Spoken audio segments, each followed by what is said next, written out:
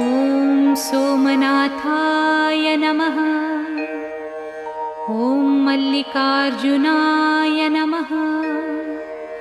ॐ महाकालेश्वराय नमः। ॐ ओंकारेश्वराय नमः।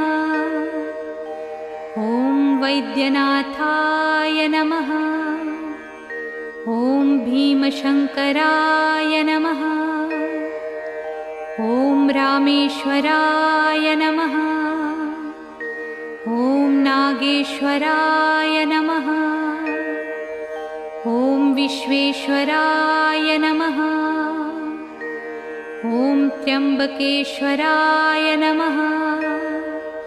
ॐ केदारेश्वराय नमः।